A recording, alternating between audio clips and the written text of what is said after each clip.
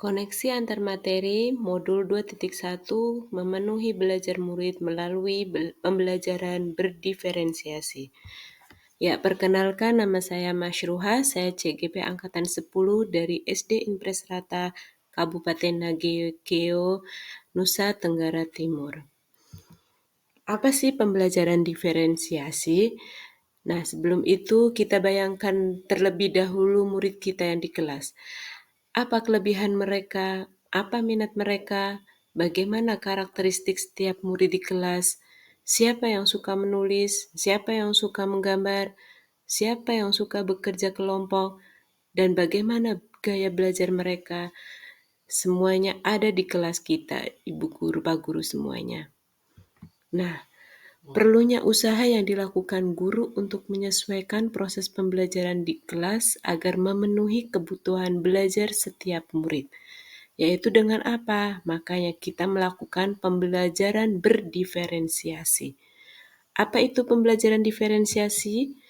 Pembelajaran berdiferensiasi adalah serangkaian keputusan masuk akal atau common sense yang dibuat oleh guru yang berorientasi kepada kebutuhan murid.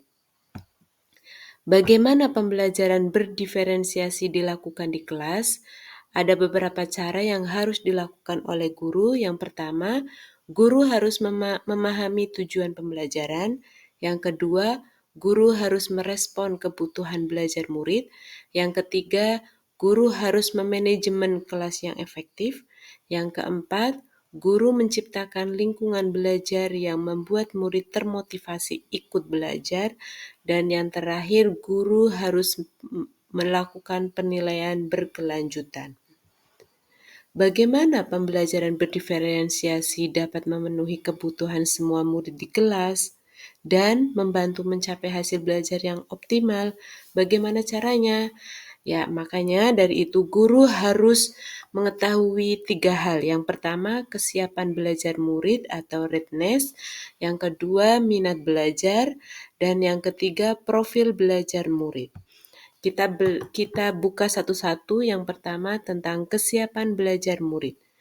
Yaitu guru perlu melakukan asesmen awal agar guru mengetahui apa yang telah murid ketahui dan di mana letak pemahaman murid pada suatu materi yang akan diajarkan.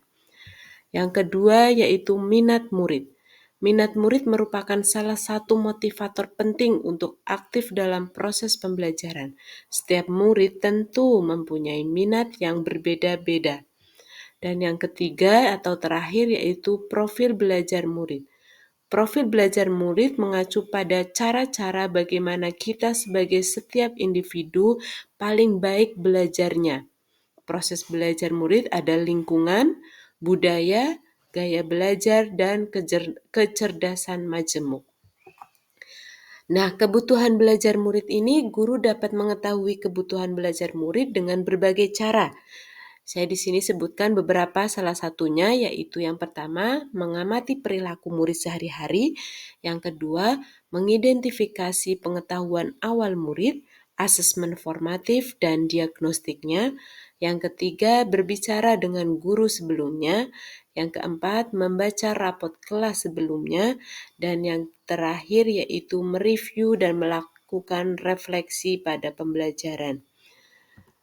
Nah, strategi yang dapat dilakukan guru ini, guru dapat melakukan 3 strategi, yaitu nomor 1, strategi diferensiasi konten, yang kedua diferensiasi proses, dan yang ketiga diferensiasi produk. Apa sih ketiganya ini? Kita ulas sama-sama. Yang pertama, diferensiasi konten, yaitu berkaitan dengan apa yang akan guru ajarkan, seperti materi, konsep, atau keterampilan yang perlu dipelajari berdasarkan kurikulum, seperti membedakan format penyampaian atau pengorganisasiannya, bukan menurunkan atau mengubah kurikulum atau standarnya. Yang kedua, diferensiasi proses. Kegiatan yang memungkinkan murid untuk berlatih dan memahami suatu materi atau memaknai suatu konten dengan cara membedakan proses yang harus dijalani murid dan bimbingan yang berbeda dari guru. Dan diferensiasi yang terakhir yaitu diferensiasi produk. Hasil kerja murid atau bukti yang menunjukkan apa yang murid telah pahami dengan cara membedakan atau memodifikasi produk sebagai hasil belajar, latihan, penerapan, dan pengembangan yang telah dilakukan oleh murid. Sekarang kita ke kaitan antar materi pada modul 2.1 dengan modul 1.1 sampai modul 1.4 pada pembelajaran guru penggerak ini. Kita mulai dari kaitan modul 2.1 dengan modul 1.1 Filosofi Ki Hajar Dewantara. Di sini guru melakukan pembelajaran berdiferensiasi harus berusaha memenuhi kebutuhan belajar murid, yaitu sesuai kodrat alam dan kodrat zamannya. Di sini sesuai dengan filosofi Ki Hajar Dewantara. Kaitan modul 2.1 dengan modul 1.2 nilai dan peran guru penggerak, yaitu guru yang melakukan pembelajaran berdiferensiasi harus berpihak kepada murid, inovatif, reflektif, mandiri, dan kolaboratif sesuai dengan nilai guru penggerak, serta mempunyai nilai atau peran menjadi pemimpin pembelajaran. Ya, kaitan modul 2.1 dengan modul 1.3 visi guru penggerak. Dengan melakukan pembelajaran berdiferensiasi menjadikan salah satu strategi untuk mewujudkan visi guru penggerak yang benar-benar berpihak kepada murid dengan memperhatikan kebutuhan belajar murid.